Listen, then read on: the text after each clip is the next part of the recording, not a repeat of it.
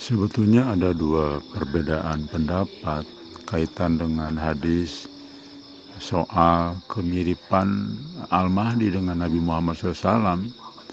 Jadi ada hadis yang mengatakan rupanya yang mirip, fisiknya yang mirip. Namun ada juga hadis yang mengatakan sifatnya yang mirip. Ini dulu saya sempat berpikir kenapa ini kok kontradiktif. Namun sekarang terjawab bahwa ternyata dua-duanya benar.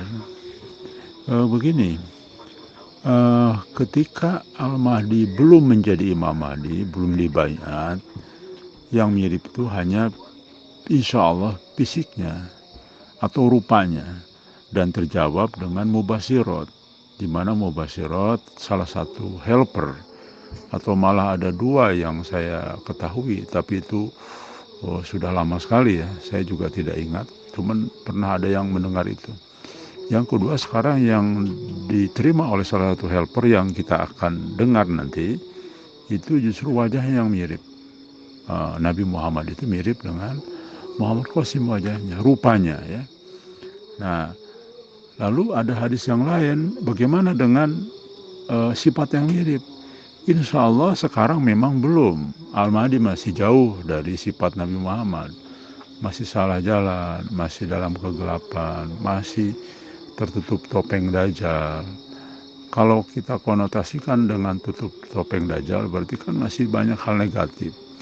Nah, nanti setelah dibaiat, setelah diislah, baru insya Allah sifatnya seperti Nabi itu. Jadi hadis dua-duanya itu tinggal penempatannya saja. Dan banyak hadis-hadis yang lain yang dianggap kontradiktif.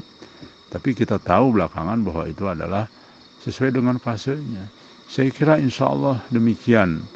Mari kita dengarkan mimpi dari Allah, mubasyirat, yang ketemu dengan baginda Nabi Muhammad SAW dan wajahnya mirip dengan Muhammad Qasim. Dan ini jangan disepelekan, karena yang bersangkutan ini beberapa kali, 4 kali ketemu dengan baginda Nabi Muhammad SAW dalam mimpinya, dan semua insya Allah mengandung makna. Demikian, wallahu a'lam bishawab. Mimpi saya yang keempat bersama Rasulullah itu terjadi baru-baru ini, di tahun ini. Sekarang ini saya usia 22 tahun, dan mimpinya terjadi baru-baru ini, kurang lebih sekitar sebulan yang lalu, sebulan lebih lah. Di mimpi saya tersebut, keadaan dunia sedang kacau peperangan, bahkan saya lihat itu mobil truk yang besar-besar itu berterbangan di udara sampai jatuh menimpa rumah-rumah masyarakat. Ketika peperangan tersebut, saya sedang menggendong anak saya. Usia anak saya itu kurang lebih 3 tahun atau 4 tahun. Kurang lebih segitulah saya sedang menggendong anak saya. Lalu ketika melihat peperangan, saya pun mulai memutuskan untuk terjun ke dalam peperangan tersebut. Anak saya itu saya kasihkan kepada istri saya, dan saya pun pamit kepada istri saya itu. Saya izin pamit untuk ikut berperang kepada istri saya. Anak saya dikasihkan kepada istri saya. Saya pun pergi. Ketika peperangan itu kan saya bawa pedang, ikut berperang itu. Saya berperang melawan kafir itu, pedang, dan saya masih ingat betul itu bagaimana saya berperang, berduel dengan kafir, lalu saya membunuh, saya tusuk perutnya dengan pedang itu kan, saya ingat banget. Lalu saya berhasil di dalam perang tersebut itu, saya berhasil membunuh 4 orang kafir itu kan, yang 3 orang kafirnya itu orang-orang yang biasa. Nah, yang keempat ini seperti tokohnya, bahkan sebelum melawan tokoh kafir itu, saya sempat mengganti pedang dulu. Jadi pedang yang saya pakai di awal itu saya simpanlah, saya buang di dalam peperangan tersebut, dan saya mengambil pedang lain yang tergeletak di medan tempur tersebut. Saya mengambil pedang lain, saya melawan tokoh kafir tersebut. Di mimpi saya itu tokoh kafirnya itu tinggi, gemuk, dan saya mengalahkan dia itu tidak sendiri, tapi dibantu beberapa. Jadi kalau yang awal-awal duel 1 lawan 1, kalau yang lawan tokoh kafir ini, saya itu dibantu beberapa umat muslim. Jadi kayak dikeroyok lah di atas, sehingga kita itu berhasil mengalahkannya, lalu membunuhnya, dan umat muslim pun memenangkan peperangan tersebut. Ketika peperangan itu selesai, kita pun umat muslim itu berkumpul di salah satu seperti aula yang besar itu, di tengah-tengahnya itu ada mimbar, dan kita itu di mimpi tersebut itu sedang menunggu kedatangan Rasulullah setelah kita itu memenangkan peperangan itu. Kita menunggu, mengumpul yang lain. Nah, ada dua saf itu Kang yang di mimpi saya itu tersebut yang menunggu Rasul itu, dan saya berada di saf kedua. Jadi mimbar di tengah-tengah, orang-orang ini mengelilingi mimbar kayak membentuk letter U kayak gitu. Nah, saya ada dua saf, saya berada di saf kedua yang di belakang.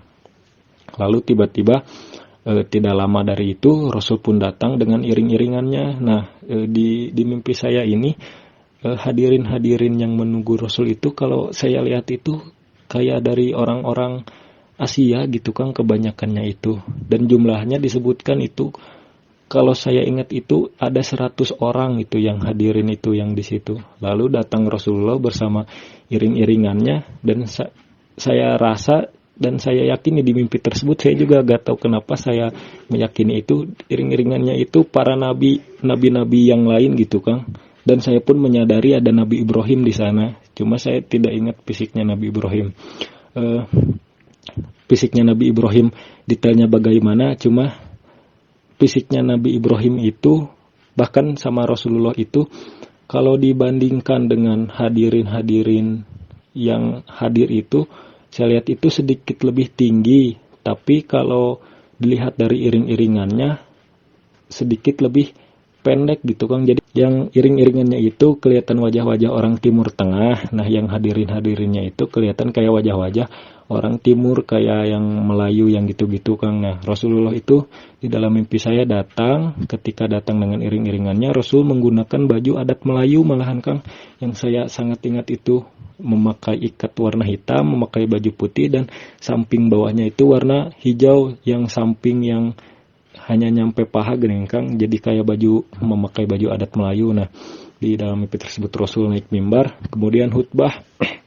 Nah, saat Rasul sedang khutbah itu, saya itu sadarkan di 3 mimpi tersebut itu, saya itu nggak bisa ingat betul fisik Rasulullah. Saya itu tiap bangun itu menyesal kenapa saya nggak bisa ingat fisik Rasul. Saya itu kangen Rasul, tapi saya gak bisa membayangkan kembali di mimpi saya itu Rasul bagaimana. Saya itu malah kadang nangis karena rindu sama Rasul, cuma saya gak bisa ngebayangin lagi gimana Rasul fisiknya kayak gimana gitu. Nah, di mimpi keempat ini ketika Rasul sedang khutbah, saya itu fokus memperhatikan fisik Rasul gitu Kang, karena saya ingin mengenali Rasul, ingin ingat Rasul gitu Kang. Ketika saya memperhatikan di mimpi tersebut, memperhatikan Rasul dari jauh, dari saf kedua itu, saya lihat dan terbesit di dalam hati saya itu, oh, Rasul sangat-sangat mirip Sayyid Qasim Kang.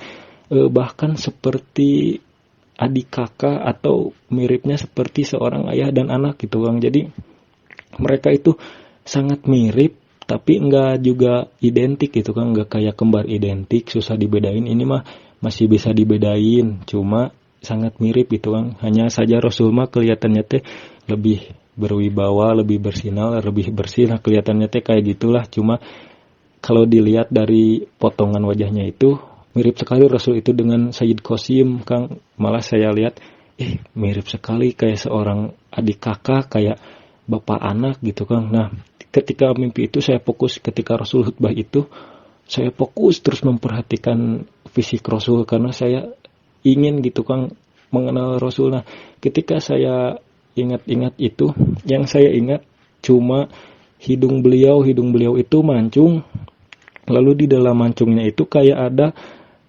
lengkungan lebih gitu Kang. Jadi kumaha hanya ngejelaskeun teh siga paruh burung, paruh manuk, aya paruh manuk mun di Sunda mah juga paruh manuk lakbet Kang tah. Jadi rada mancungna teh henteu ngagolosor siga perosotan, tapi ada lengkungnya tak. Yang saya ingat mah seperti itu. Terus fisik posturnya itu tidak tegap seperti tentara yang sangat tegap, tapi henteu bungkuk oge. Jadi siga orang nu sopan tak tegap, henteu tegap, teuing, teu bungkuk teuing tah. Rasul teh siga kitu nu di mimpi saya mah. Saya coba ingat-ingat terus, bahkan wah sangat mirip jeung Qasim. Nah, setelah khutbah selesai, Rasul mempersilahkan kalau ada yang ingin bertanya atau ingin berbicara atau bagaimana. Nah, saya itu sangat ingin berbicara tapi saya tidak berani, sehingga ada orang di depan, ya kan saya saf kedua. Nah, orang yang di depan saya itu yang memberanikan bicara, sok nyarios atuh mun Sunda nama berbicara nyarios. Langsung saya tuh nggak berani, saya tuh malu, cuma beliau yang ngomongnya gitu. Ya Rasulullah, sudah sebelum peperangan ini terjadi sudah diberi petunjuk sebelumnya cina, bahwa peperangan ini akan terjadi, sudah mimpi ya Rasul cina. Soalnya di mimpi tersebut itu saya itu ingin bercerita ke Rasul itu, ya Rasul, saya itu pernah bermimpi juga bersama engkau, saya sudah siap berperang gitu, lalu sekarang kejadian benar-benar perang. Jadi di mimpi tersebut itu saya juga mengingat mimpi-mimpi sebelumnya gitu Kang. Jadi kumahanya jika asli gitu sih, seperti nyata sekali. Jadi di mimpi teh saya teh ingat mimpi oge gitu.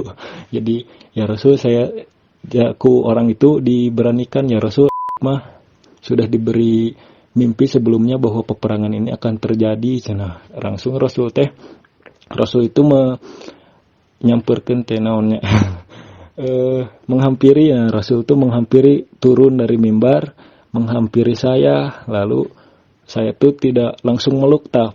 Pas menghampiri mah Rasul teh jadi kayak ganti baju, saya juga gak ngerti nah gitu abang di mimpi merenya. Ari pas datang mah kayak memakai adat Melayu, tapi pas datang mah yang menghampiri ke saya mah jadi kayak pakai baju gamis Arab. Nah kayak gitu ya, saya pas menghampiri saya teh langsung oleh saya itu dipeluk erat, bahkan saya itu sampai nangis di mimpi itu tuh. Saya itu meluk Rasul. Langsung ketika meluk tuh saya itu berbicara kepada Rasul itu, ya Rasulullah, berikanlah syafaatmu kepada saya, mun bahasa Indonesia nih, berikanlah syafaatmu kepada saya di hari kiamat kelak, di hari pembalasan kelak, berikanlah syafaatmu kepada saya. Rasul menjawab, tapi saya teu ingat jawaban Rasul teh naon, tapi saya ingat Rasul teh memberi jawaban, tapi saya nggak ingat Rasul teh menjawab apa. Nah, setelah itu saya nanya, ya Rasul, Qasim teh kumaha mun ieu mah? Ya Rasul, bagaimana Qasim ini? Lalu Rasul teh menjawab, dia adalah orang yang amanah, cek Rasul teh.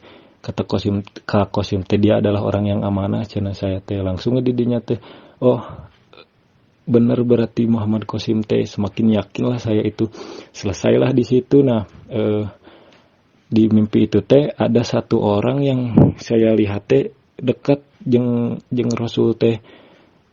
Saya gak tahu, tapi saya rasa itu antara Umar atau Abu Bakar, antara Abu Bakar dan Umar pokoknya. Soalnya dilihat dari kedekatan dia itu ke Rasul itu sampai berani bercanda. Kalau yang lain kan lihat Rasul itu kayak segan, malu, beraninya lihat dari jauh, tapi yang orang ini tuh berani bercanda. Jadi yang saya rasa itu ini kalau nggak Abu Bakar, Umar. Ketika sudah selesai itu, saya itu berbincang dengan orang ini tuh. Lalu orang ini tuh ngomong kepada saya tuh, Qasim itu dan pasukannya itu akan diserang dalam suatu perjalanan. Cina saya tuh gak ngerti, cuma ya gak ngerti ngobrol-ngobrol apa sebelumnya, cuma yang saya ingat itu pesan orang itu kepada saya itu, Qasim itu akan dan pasukannya itu akan diserang dalam suatu perjalanan. Cina lalu ketika ngobrol dengan orang itu, saya teh menoleh deka Rasul teh kayak udah ganti baju deui Kang. Jadi Rasul tuh kayak pakai baju warna merah. Pas di terakhir eta mah pas eta teh lihat ke Rasul teh, nah Rasul jadi pakai baju warna merah gitu. Saya juga agak ngerti, cuma di mimpi eta teh kitu dipesankeun teh Qasim dan pasukannya akan diserang dalam suatu perjalanan. Saya juga gak tahu itu perjalanan kemana, cuma di mimpi tersebut teh gitu Kang, di mimpi nu eta mah. Dari Abu Hurairah, ia berkata, saya mendengar Rasulullah Shallallahu Alaihi Wasallam bersabda, barang siapa yang melihatku saat mimpi, maka ia akan melihatku dalam keadaan sadar atau benar-benar seakan-akan melihatku dalam keadaan sadar dan setan tidak dapat menyerupai diriku. Hadis riwayat Abu Dawud.